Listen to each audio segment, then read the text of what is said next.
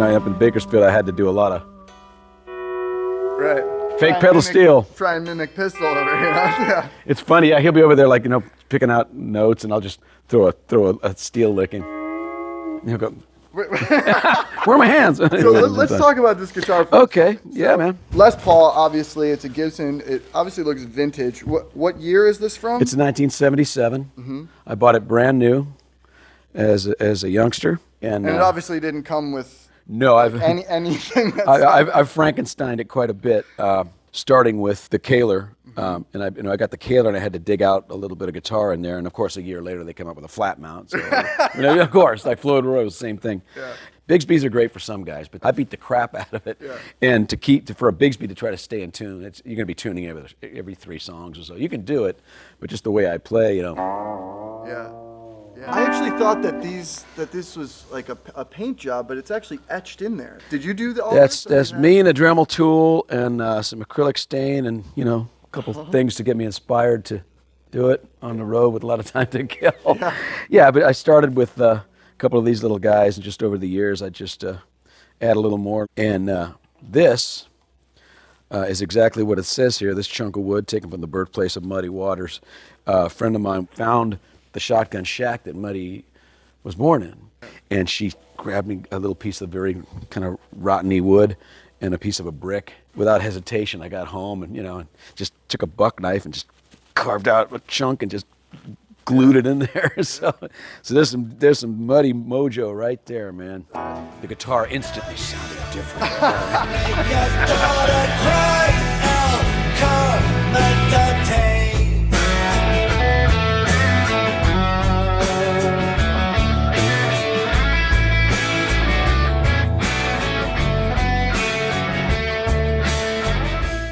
This company, they like to make combo pedals, and this one is reverb and delay. Yeah. And you can really open the delay up wide. You can blend between the two. I love the reverb on it. Sounds it's the best reverb pedal I've found. It really does sound like reverb. It doesn't sound like something trying to be reverb. Yeah. And then the Blues Driver. Blues Driver's really classic overdrive pedal. Yeah, I like the Blues Driver. Out of all the distortion, you know, sustained pedals, it's the one that seems to cut out my low end a little less. Yeah. So many of them sound like a screaming mosquito, you know. It's just Where have those days gone? Where have those days gone? My usual amp, I'm using the BUGERA because it's a little more of an intimate room. What I usually use is a FENDER SUPERSONIC, which is a fantastic amp, and I record with it a lot too.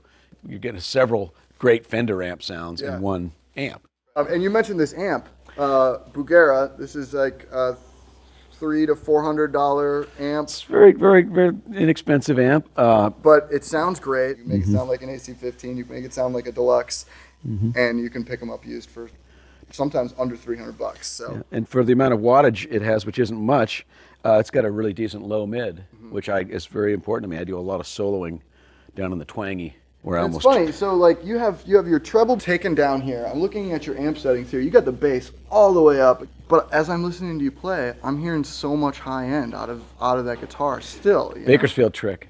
When I first started playing in Bakersfield, just around in bands up there, well, the first thing they gave me crap about was you can't play country on no Gibson. But the guitar player that played with Merle Haggard for a while played country on a Gibson. And I was hanging out one night, and I just managed to come over and pester him, like, I get that thing to sing so twangy. It's just thicker strings, play right down on that bridge and pluck it hard, and like, you know what? Down.